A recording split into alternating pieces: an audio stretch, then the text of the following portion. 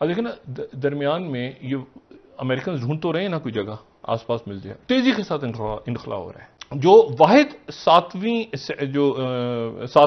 सातवां समुद्री बेड़ा जो पाकिस्तान में हमेशा हमें पता है कि जापान में खड़ा था, जो मशरक़ी पाकिस्तान के हवाले से सबको पता है, वहां जो वाहिद एयरक्राफ्ट कैरियर है यूएसएस रेगन, वो वहां से रोनाल्ड रेगन वो वहां से आ रहा है यहाँ पे मगरबी ये बहरा अरब के अंदर।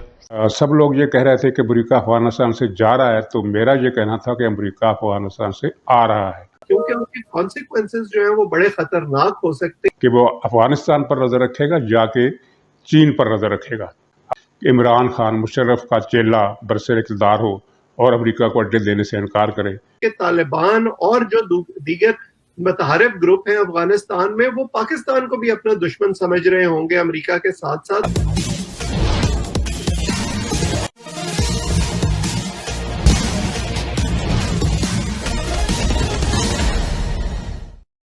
अमेरिका का सातवां बेड़ा रूजवेल्ट अरब सागर में पहुंच गया है। सातवां बेड़ा का नाम हम लोगों ने बांग्लादेश के युद्ध के समय सुना था। यह पूर्ण रूप से एटॉमिक हथियारों से लैस है और इसके अरब सागर में आ जाने से पूरे इलाके पर निगरानी भी रख सकता है और जरूरत पड़ने पर यहीं से हवाई हमला भी कर सकता है। इसके आने से एक ओर जहां भारत को बड़ी मदद मिलेगी, वहीं दूसरी ओर चीन और पाकिस्तान की परेशानी बढ़ गई है। इस संबंध में कुछ और पर चर्चा, आइए आगे सुनते हैं। अब देखिए ना, दरमियान में ये अमेरिकन ढूंढ तो रहे हैं ना कोई जगह आसपास मिल जाए, तेजी के साथ इनखला हो रहा है। जो वाहिद सातवां समुद्री बेड़ा जो पाकिस्तान में हमेशा हमें पता है कि जापान में खड़ा था, जो मशरक़ी पाकिस्तान के हवाले से सबको पता है, वहां जो वाहिद एयरक्राफ्ट कैरियर है यूएसएस रेगन, वो वहां से रोनाल्ड रेगन वो वहां से आ रहा है यहाँ पे मगरबी ये बहरा अरब के अंदर। सही। और यानी वहां अब कोई पैसे वो यहां पर आ रहे हैं इसलिए कि यहां से वो कह रहे हैं कि जी फौजों का इनखला होना है, तो वो फौरी तौर पे मूव हो रहा है वहां से। वो अकेला एक एयरक्राफ्ट, जंगी जहाज और खड़े होंगे, एयरक्राफ्ट कैरियर एक ही खड़ा है जापान में और वो है यूएसएस रोनाल्ड रेगन। सब लोग ये कह रहे थे कि अमरीका अफगानिस्तान से जा रहा है, तो मेरा ये कहना था कि अमरीका अफगानिस्तान से आ रहा है। आ रहा है से क्या मुराद है? ये कि वो पाकिस्तान आ रहा है और पाकिस्तान उसको अड्डे देगा, और बल्कि दे दिए हैं। और इस पर ये जो 4-5 दिन पहले या शायद 8-9 दिन हो गए, इमरान खान ने बतौर वज़ीर-ए-आज़म और फिर उसके बाद दफ्तर खारजा ने कहा था कि हम अमरीका को अड्डे नहीं देंगे। जिस दिन इमरान खान का ये बयान शह सुर्खी के साथ छपा कि अमरीका को अड्डे नहीं दे रहे, तो उसी दिन लोगों ने ये बात समझ ली थी कि अमरीका को अड्डे देने का फैसला हो चुका है।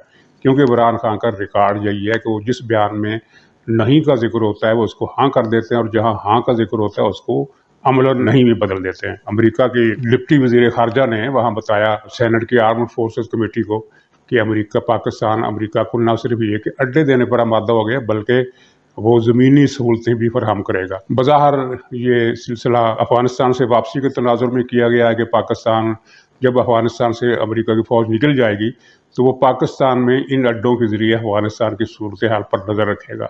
ये सवाल अगरचे अलग बनता है और लोग कर रहे हैं कि वो अफगानिस्तान पर नज़र रखेगा, जाके चीन पर नज़र रखेगा।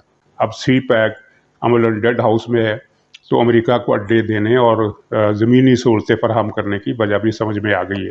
नाज़रीन, ये वैसे भी ये कैसे मुमकिन है कि इमरान खान मुशर्रफ का चेला बरसर इक़्तिदार हो और अमेरिका को अड्डे देने से इनकार करे?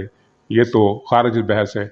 और आपको याद होगा कि सबसे ज़्यादा अड्डे अमेरिका को पाकिस्तान की तारीख में परवेज़ मुशर्रफ ने दिए थे। इससे पहले ज़िया-उल-हक ने भी दिए थे, लेकिन इतने ज़्यादा नहीं, और अयूब खान ने भी दिए थे, इतने ज़्यादा नहीं। अयूब खान और मुशर्रफ की मजमूई खिदमात जो हैं वो बहरहाल अगर उनका आप टोटल करें तो इमरान खान की अमेरिका के लिए खिदमात से कम ही बनेगी। करना खास तौर पर जब इमरान खान साहब जो 9/11 के बाद अफगानिस्तान में जंग है उसके बारे में एक बड़ी वाज़ेह पोजीशन ले चुके हैं, पाकिस्तान की एस्टेब्लिशमेंट एक वाज़ेह पोजीशन ले चुकी है कि हम इस हक में नहीं हैं कि अफगान लेड प्रोसेस ना हो और अफगानिस्तान में कोई नए मसाइल खड़े हुए इस विड्रॉल के बाद। मुझे नहीं लगता कि पाकिस्तान इस किस्म का कोई मुआहिदा अमेरिका से करना चाहेगा, क्योंकि उसके कॉन्सिक्वेंसेस जो हैं वो बड़े खतरनाक हो सकते हैं। उसका मतलब ये होगा कि विड्रॉल के बाद भी पाकिस्तान ने अपना वजन अमेरिका के पलड़े में डाल दिया है, तो फिर जो सिचुएशन अफगानिस्तान के अंदर बनेगी उसका स्पिल ओवर इफेक्ट पाकिस्तान में होगा, क्योंकि तालिबान और जो दीगर मुतहरिब ग्रुप हैं अफगानिस्तान में वो पाकिस्तान को भी अपना दुश्मन समझ रहे होंगे अमेरिका के साथ साथ। सो इस वक्त क्या सरैयां ज्यादा है, मुझे नहीं लगता कि इसमें कोई हकीकत है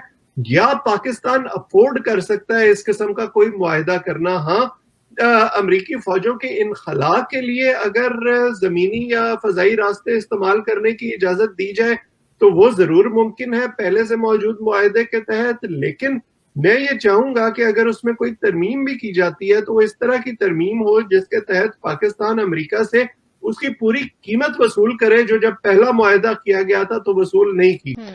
खित्ते, लेकिन साथ ही क्या हो रहा है, साथ ही ये हो रहा है, इनखला तेजी के साथ हो रहा है और वो शायद ये वहां से उन्होंने कंधार को पहले छोड़ा, अब वो शायद बगराम को भी छोड़ने की बात कर रहे हैं। तालिबान ने 2-3 कंडीशन तालिबान जराए कह रहे हैं कि हम टर्की में बात करने को तैयार हैं।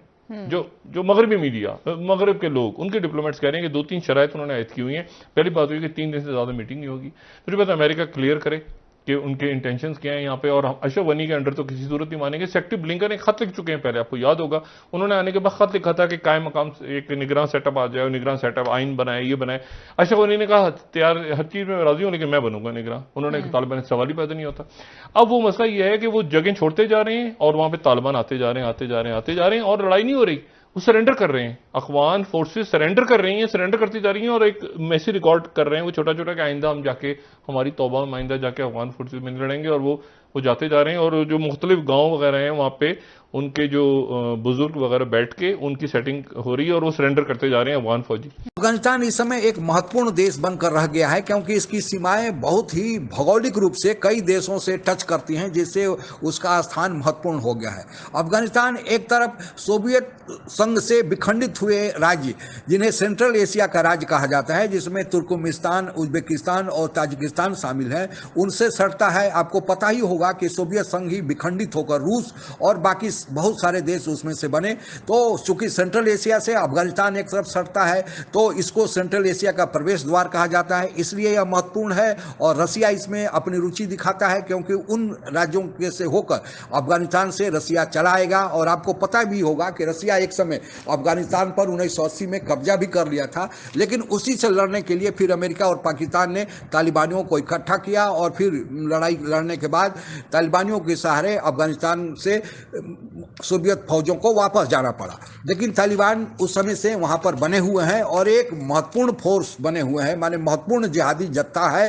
हालांकि वहां पर एक चुनी हुई अफसर गनी की सरकार भी है, लेकिन तालिबानी वहां पर महत्वपूर्ण रोल अदा कर रहे हैं। उनका कैरेक्टर तो आतंकवादियों वाला है, लेकिन चूंकि अमेरिका के पास विकल्प नहीं है, अमेरिका को वहां से निकलना है, इसलिए वह तालिबानियों से मदद मांगकर वहां से किसी तरह वहां की चुनी हुई सरकार और तालिबान के बीच समझौता करके वापस लौटना चाहता है। और इस वापस लौटने के पूर्व वह चाहता है कि उसे अफगानिस्तान में एक से निकलने के पहले उसे पाकिस्तान में एक हवाई अड्डा मिल जाए। और उसका कारण क्या है कि पहला तो अफगानिस्तान की भौगोलिक स्थिति ऐसी है कि सेंट्रल एशिया के देशों से मिलता है, जिसका वर्णन मैंने ऊपर किया। फिर अफगानिस्तान की सीमाएं भारत से सटती है क्योंकि जो गिलगित बाल्टिस्तान वाला इलाका है भारत उस पर अपना दावा करता है कि वह जम्मू कश्मीर का ही भाग है जो अभी पाकिस्तान के अवैध कब्जे में है। एक तरफ अफगानिस्तान से पाकिस्तान की सीमाएं भी मिलती है और फिर उसी गिलगित बाल्टिस्तान से चीन की सीमाएं भी सटती है। तो अफगानिस्तान से चीन, भारत, सोवियत संघ के विखंडित स्टेट और पाकिस्तान, इन सबसे सीमाएं सटती है। और आज के तारीख में ये सारे स्टेट आपस में, जो सारे देश हैं आपस में महत्वपूर्ण स्थिति विश्व की राजनीति में रखते हैं। अगर अमेरिका वहां से हट जाएगा तो फिर अमेरिका कैसे इन देशों पर नियंत्रण रखेगा? तो पहला, अमेरिका चाहता है कि तालिबान पर नजर रखे ताकि वहां की चुनी हुई सरकार को तालिबान कहीं गिरा न दे। दूसरा, अमेरिका यह चाहता है कि पाकिस्तान के परमाणु हथियारों पर नजर रखे। पाकिस्तान में अगर एयरबेस रहेगा तो तालिबान पर नजर तो रखेगा ही, साथ ही पाकिस्तान के परमाणु ठिकानों पर भी नजर रखेगा, क्योंकि पाकिस्तान में ऐसी उथल पुथल है कि अमेरिका को यह डर लगता है कि उसके परमाणु हथियार कहीं गलत हाथों में न चल जाए। फिर तीसरा, ईरान से भी वहीं से नजर रख सकता है। आपको पता है कि ईरान चोरी छुपे परमाणु हथियार बना रहा है और उसी कारण अमेरिका उस पर प्रतिबंध भी लगाया है। तो अमेरिका वहां अगर रहेगा रहेगा पाकिस्तान में तो वहां पर भी नजर रख सकेगा।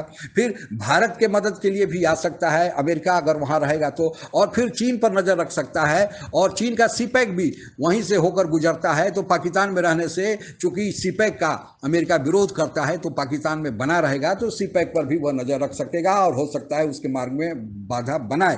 तो अमेरिका चाहता है कि वह किसी तरह बने रहे। पहले उसने प्रस्ताव पाकिस्तान को दिया था कि आप एयर बेस दो, लेकिन पाकिस्तान हिला हवाला कर रहा था। अब की बार अमेरिका की ओर से धमकी दिया गया है, इशारों में कहा गया है कि अगर आप एयरबेस नहीं देते हैं, पूर्व में पाकिस्तान एयरबेस एक नहीं दो एयरबेस अमेरिका को दे चुका है, इसलिए अमेरिका ने फिर कहा है कि अगर आप एयरबेस नहीं दोगे तो फिर आपको FATF, वर्ल्ड बैंक, IMF सबके परिणाम भुगतने के लिए तैयार होने चाहिए। और जो यूरोपियन यूनियन का जो उसके खिलाफ करार पास हुआ है और यूके ने जो करार पास किया है, सब उसी की कड़ी में है।